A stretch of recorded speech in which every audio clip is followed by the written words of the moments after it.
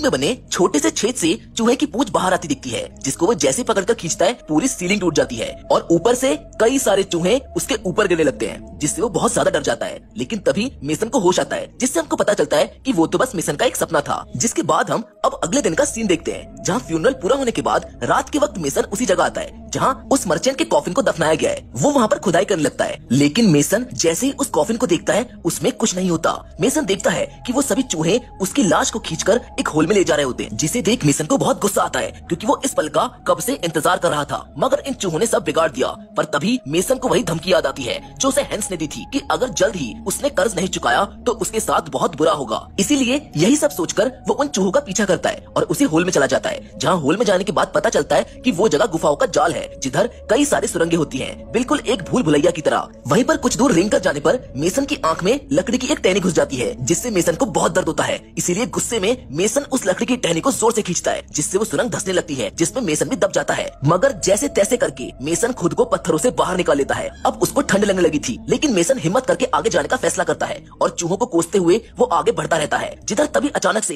कई सारे चूहे वहाँ पर आ जाते हैं जो उसके ऊपर से जाने लगते हैं। मेसन अब गुस्से में गन निकालकर उनको गन से शूट करने लगता है, जहाँ गलती से वो अपने ही पैर पर शूट कर देता है और तभी कुछ ऐसा होता है जो मेसन ने सपने में भी नहीं सोचा था। उसके सामने एक विशालकाय चूहा आता है जो उसके पीछे पड़ जाता है। मेसन अपनी जान बचाकर बचते बचाते उन सुरंगों से होता हुआ भागने की कोशिश करता है, पर तभी वो एक ऐसी जगह जाकर गिरता है जहाँ इंसानों के ढेर सारे कंकाल होते हैं, जिन्हें देख मेसन घबरा जाता है। मगर जब उसे उन कंकालों से कई सारी बेशकीमती चीजें मिलती हैं, जैसे हीरे, गहने, सोने का हार, तो वो बहुत ज्यादा खुश हो जाता है। वहीं उसको किंग जॉर्ज की तलवार भी मिलती है, जिसके बाद उसे पता चलता है कि जिस जगह वो है वो तो ब्लैक चर्च है, जिधर हम कुछ डेमोनिक स्कल्पचर्स को देखते हैं। साथ ही में मेसन को वहाँ पर एक कंकाल दिखता है, जिसके गले में बहुत ही बेशकीमती हार होता है, जिसको वो चुरा लेता है। मगर तभी वो कंकाल जिंदा हो जाता है, जो उस पर हमला कर देता है और उसके पीछे पड़ जाता है। वो कंकाल बस एक ही बात दोहराता रहता है कि ये हार मेरा है, जिससे बचकर मेसन वहाँ से भागता है। वो ऊपरी सुरंग से होता हुआ वहाँ से निकलने की कोशिश करता है और जीसस से प्रे करता है कि वो प्लीज उसको बचा ले,